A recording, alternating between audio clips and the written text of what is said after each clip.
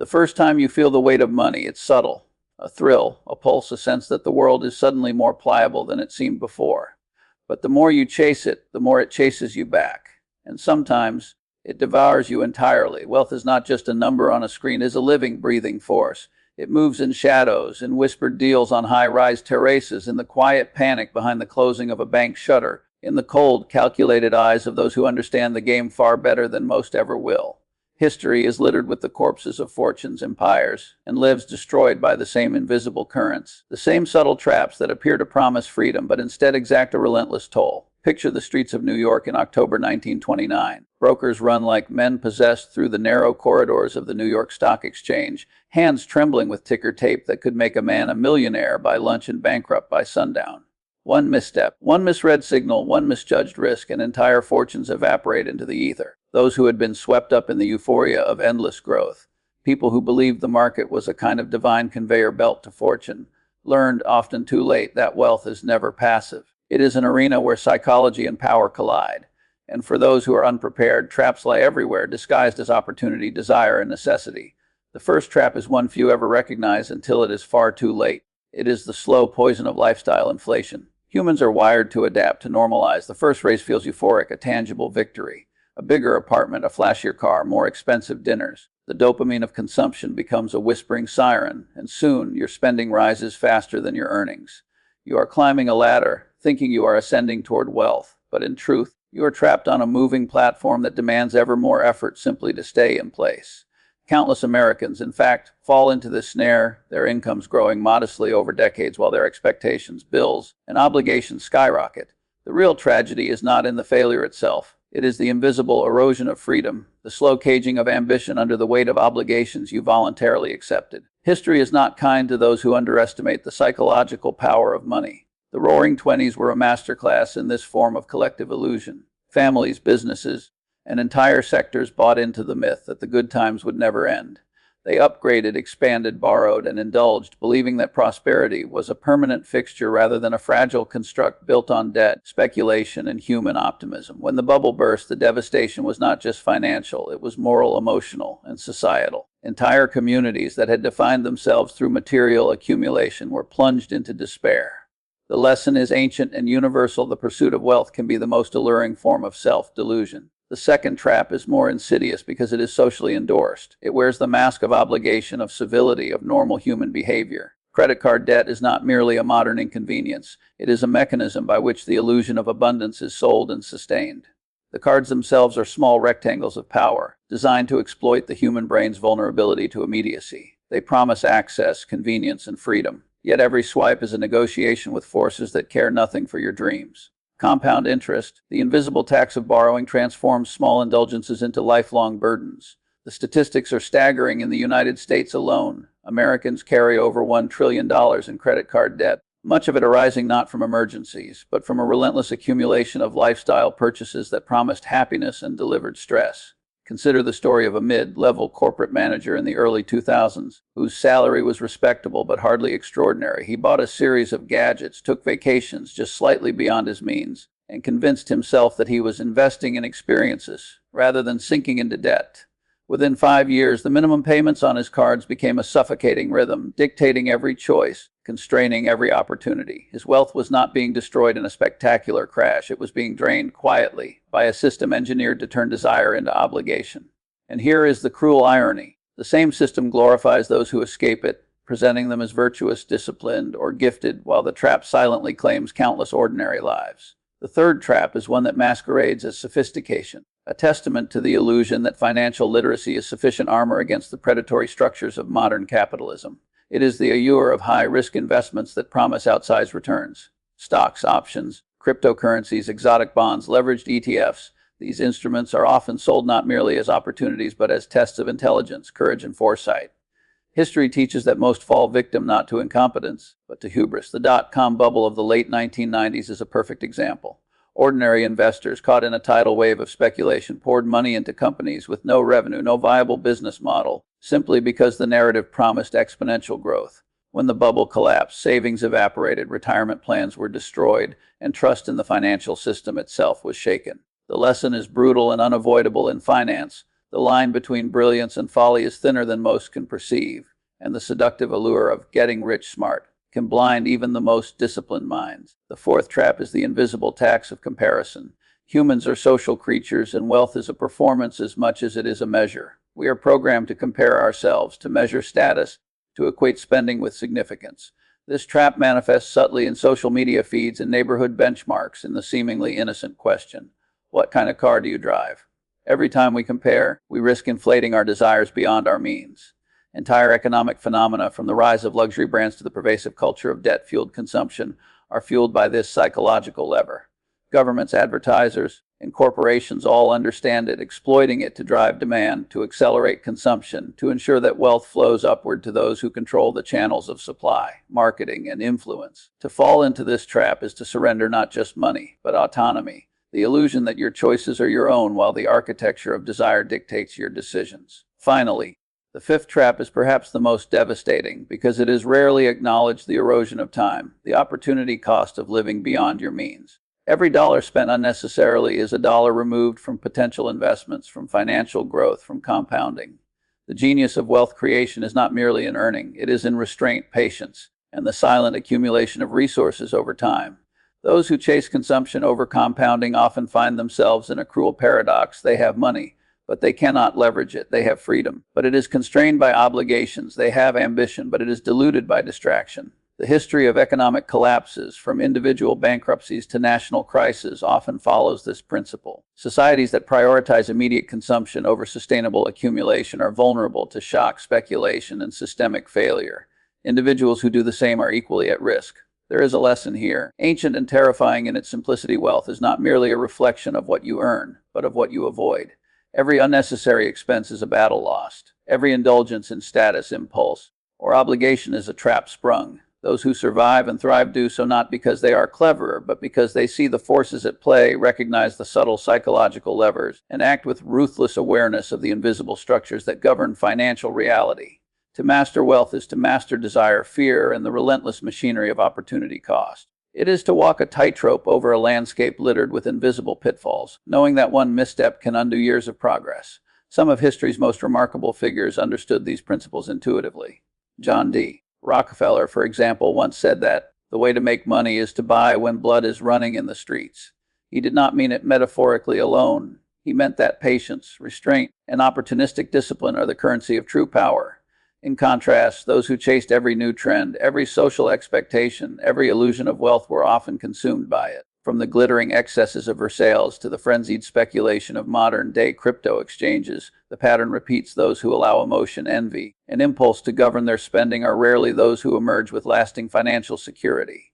And yet the traps persist because human psychology has not changed nearly as fast as financial instruments, societal pressures, and the mechanisms of credit. Every era invents new ways to ensnare the unwary. The introduction of buy now, pay later schemes, the relentless push of influencer marketing, the gamification of investment apps. All of these modern innovations are designed to exploit the same age-old weaknesses. What was once a trap of physical cash is now a trap of digital numbers, but the effect is the same: incremental erosion of freedom, power, and potential. This is the hidden warfare of wealth. It is not fought in boardrooms alone, nor in the stock market alone. It is fought within the mind, within the self, within every choice to prioritize immediate gratification over long-term sovereignty. It is fought in the quiet moments when a decision to indulge seems inconsequential, yet cumulatively, over months and years, reshapes the trajectory of a life. Every society, every culture, every economy is composed of these individual choices. Collapse, stagnation, and crisis often follow not from the actions of titans alone, but from the accumulation of small, seemingly rational choices that collectively create fragility. To fully understand these traps, we must descend into the stories of those who have fallen prey to them, not as abstract cautionary tales, but as vivid examples of the human cost embedded within financial systems. Consider the case of the American middle class in the early 2000s, during the run-up to the housing crisis. Millions of families were sold a dream: the white picket fence, the suburban home, the promise of stability and upward mobility. Banks, eager to expand their lending, relaxed standards, packaging complex mortgage products in ways designed to obscure risk. Borrowers, seduced by the illusion of infinite opportunity, signed papers that their understanding could barely follow. They were trapped by the very system that promised to elevate them, caught in a dance of payments, interest, and accumulating debt that left them vulnerable when the tide turned. The psychological dimension here cannot be overstated. Humans are not wired to think in decades. We respond to immediate incentives. Low introductory interest rates felt like freedom, like victory, until they morphed into crushing obligations. The very architecture of lending was predicated on this human tendency, predatory by design, legal in form, and devastating in effect. When the bubble burst in 2008, the collapse was not only financial but moral and emotional. Families lost homes, pensions evaporated, and the fragile sense of security that had been cultivated for decades vanished overnight. The tragedy was not just that wealth was destroyed, but that the illusion of control had lured millions into a cage of obligation. In parallel, we can examine the shadowy corridors of corporate finance, where high-risk investments and leveraged speculation create the same seductive traps on a massive scale. The 1998 collapse of long-term capital management, a hedge fund staffed with Nobel laureates and financial prodigies, serves as a stark reminder that intelligence and access do not immunize against human vulnerability or systemic risk. LTCM had mastered sophisticated mathematical models, creating the illusion of control over complexity. Yet a series of unforeseen market movements, coupled with over-leveraging, turned brilliance into catastrophe. The fund teetered on the brink of collapse, threatening to destabilize global markets, before a government-organized bailout intervened. The lesson here is both practical and philosophical. Wealth is a system of relationships, leverage, and perception, and even those who understand the rules better than anyone are not exempt from its invisible snares. We return then to lifestyle inflation, but in a more insidious modern guise, the velocity of desire amplified by technology. Social media has transformed the private act of consumption into a public spectacle, where comparison is immediate, unrelenting, and amplified. The psychological pressure to display, to perform, and to measure up to curated images of wealth has created a generation for whom debt is normalized and financial prudence is portrayed as failure or mediocrity. The platforms themselves profit from this dynamic, turning envy into engagement and engagement into revenue, effectively weaponizing human psychology to extract value. The trap is no longer simply personal, it is systemic. It is embedded in the very fabric of the digital economy, where attention is currency and consumption is both product and consequence. The story of lifestyle inflation is also reflected in corporate culture. Executive compensation, often tied to performance metrics that encourage short-term growth over sustainable development, mirrors the same human tendencies. Companies expand recklessly, take on debt, or manipulate earnings to meet quarterly expectations. Bonuses are awarded not for long-term stability, but for immediate results. In this sense, the traps of personal finance are a microcosm of larger economic patterns. Greed, hubris, and short-term thinking combine to create cycles of boom and bust that devastate ordinary people while rewarding the few who can navigate or manipulate the system. Turning to credit, the mechanics are elegant in their cruelty. Each swipe, each loan, each minimum payment notice is an engineered incentive, designed to exploit both the immediate desire for consumption and the psychological difficulty of deferred gratification. Banks and lenders do not merely offer credit. They construct experiences, emotional arcs, and psychological nudges to maximize utilization. The result is not just debt, but dependence. Individuals are habituated to live on the edge of their means, where any economic shock, a job loss, a medical emergency, can precipitate a crisis. The personal finance trap becomes societal. The compounding effects of individual decisions amplify systemic vulnerability, contributing to broader patterns of economic instability and social tension. High-risk investments, the third trap, are even more seductive in the contemporary landscape. The rise of cryptocurrencies, meme stocks, and decentralized finance illustrates a new frontier in speculative frenzy. Here, risk is disguised as innovation and volatility as opportunity. Ordinary investors are seduced by stories of instant millionaires, unaware that these narratives are statistical outliers amplified by media and social proof. The danger is magnified by cognitive biases, overconfidence, herd behavior that make rational assessment nearly impossible. Entire communities, nations even, can be swept into euphoria only to witness fortunes dissolve as rapidly as they appeared. Comparison, the fourth trap, is perhaps the most emotionally corrosive. It transforms wealth from a means of security into a measure of identity, worth, and social standing. The pressure to match others' lifestyles can result in continuous overextension, hidden financial stress, and a gradual erosion of autonomy. This dynamic is particularly potent in societies that equate consumption with virtue, where public display and private compromise coexist uneasily. Individuals feel compelled to demonstrate status, even at the expense of security and long-term stability. The trap becomes self-reinforcing as more people indulge in conspicuous spending. The baseline shifts and the pressure to conform intensifies. Finally, the erosion of time, the fifth trap, is rarely acknowledged but underpins all others. Compound interest is the most powerful force in wealth accumulation, yet its benefits are only realized through patience and consistency. Every dollar consumed today is a dollar removed from the potential for future growth. Every impulsive decision is a choice to defer freedom, to postpone autonomy, and to surrender control over the future. Those who succumb to short-term gratification are often unaware that their most valuable asset, their time, is being spent irretrievably. History is filled with individuals who earned substantial incomes yet died impoverished in opportunity, constrained by obligations, regret, or decisions made under pressure. The architecture of these traps is not accidental. Credit systems, marketing, social signaling, and investment structures are all optimized to exploit predictable human tendencies. They are designed to maximize profit, not to nurture security or freedom. Those who control the flow of capital understand these dynamics intimately, and they leverage them to consolidate power, influence markets, and shape societies.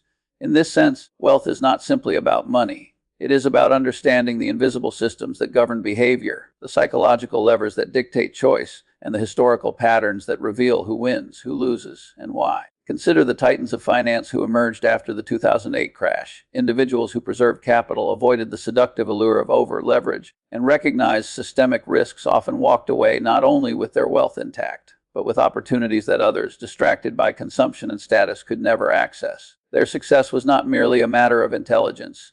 It was mastery of restraint, foresight, and psychological discipline.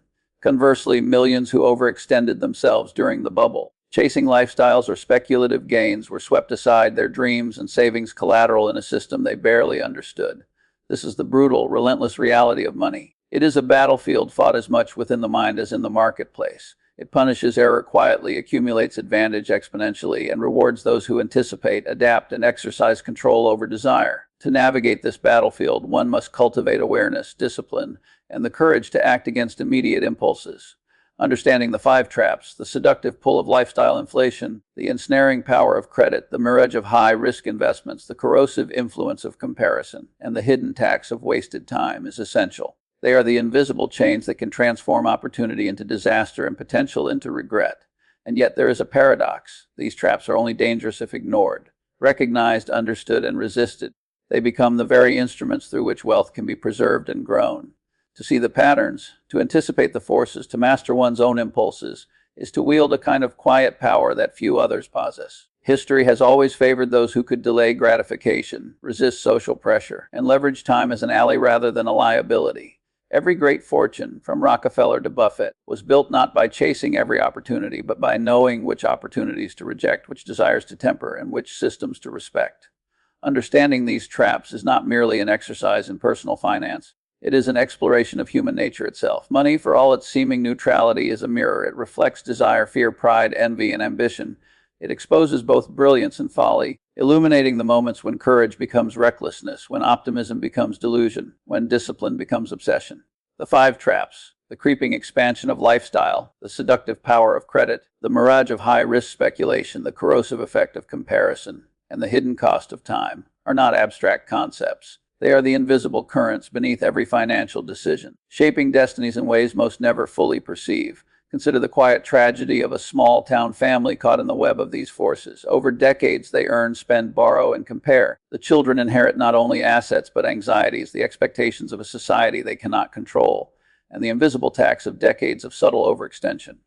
They live in homes purchased at the height of optimism, drive vehicles that symbolize success but drain resources, and participate in social rituals that reinforce status rather than stability. And when the inevitable shock arrives, a recession, a health crisis, a job loss, they experience the full weight of accumulated vulnerability. The traps are invisible until they strike, and by then, the consequences are often irreversible. At the same time, there are those who resist. They embrace restraint, cultivate patience, and treat wealth not as a reflection of social worth, but as a tool of freedom. They understand that every dollar saved is a vote for future choice. That time is the most valuable asset, and that true power lies not in excess, but in control. Warren Buffett, often celebrated for his investing acumen, attributes much of his success not to genius, but to temperament. The ability to resist the siren call of speculation, to remain patient, and to see opportunity where others see chaos. This is the hidden principle behind enduring wealth: foresight, discipline, and awareness of the subtle forces that claim the unwary. The lesson echoes through history, from the speculative euphoria of the Dutch tulip mania to the collapse of Lehman Brothers, from the seductive illusions of modern consumer culture to the gamified frenzy of digital finance. The patterns repeat. Human psychology has remained largely unchanged, even as financial instruments and social pressures evolve. Greed, fear, envy, and desire continue to shape markets, fortunes, and lives. Those who recognize the forces at play, who understand the traps, and who act with deliberation and awareness are the ones who navigate the system successfully. Those who do not become cautionary tales, their stories echoing as warnings for generations to come. In the end, wealth is not simply about accumulation. It is about sovereignty, choice, and the capacity to live deliberately. The traps that destroy it are subtle, omnipresent, and psychologically potent. They demand constant vigilance, introspection, and courage. To be wealthy in the truest sense is to master oneself, to resist the seduction of status and consumption, and to wield time as an ally rather than a spent resource. The invisible architecture of temptation surrounds us, from the allure of instant gratification to the pressures of comparison. Yet within that landscape lies the potential for mastery, freedom, and enduring influence. The haunting truth is this: the pursuit of wealth is not merely an economic exercise. It is a moral, psychological, and existential one. Every dollar spent, every investment chosen, every desire indulged carries consequences far beyond the ledger. History, psychology, and modern finance converge to reveal a sobering reality. The forces that shape money are also forces that shape character, destiny, and society. To navigate them successfully is to understand not just markets, but oneself, not just opportunity, but consequence, not just the illusion of abundance, but the enduring value of restraint, foresight, and disciplined choice. The five tracks: lifestyle inflation, credit dependence, high-risk speculation, comparison, and the erosion of time are not merely obstacles, they are tests. They challenge our discipline, our awareness, and our capacity for foresight. They reveal the fragility of human ambition and the precision with which our desires can be manipulated. And yet to recognize them is to gain power. To understand them is to claim agency in a world that constantly seeks to erode it. In the quiet moments when the world is measured not by headlines or social media posts, but by the weight of our choices, the question becomes clear: will we allow ourselves to be shaped by invisible forces, or will we master them? Will we fall victim to the subtle, relentless traps that destroy wealth, or will we cultivate the patience, discipline, and insight to preserve it across time? The answers define not only financial outcomes, but the very architecture of our lives, the trajectory of our freedom, and the legacy we leave behind. And so, the story of wealth is never just about money. It is about the human heart, the mind, and the invisible structures that govern behavior. It is about history repeating itself through human desire, greed, and hubris. It is about recognizing the traps, seeing the forces at work, and making deliberate choices in a world designed to tempt and consume. Those who succeed are not necessarily luckier, smarter, or more privileged. They are the ones who perceive, resist, and act with clarity. The world of money is a battlefield, and the stakes are the highest imaginable: freedom, dignity, opportunity, and legacy. To navigate it, one must understand the five traps that destroy wealth, and more importantly, the invisible currents that sustain them. Mastery of these forces is not merely financial, it is existential. The path is narrow, demanding, and often lonely, but it is the path that separates fleeting success from enduring power, impulsive indulgence from true freedom, and ordinary lives from extraordinary legacies. In the final reckoning, the question is simple, yet profound: will you let your desires dictate your destiny? Or will you understand the traps, resist the seduction, and claim sovereignty over your wealth and over your life itself? History, psychology, and finance converge to tell us that the choice is ours. The consequences, silent and invisible, will follow.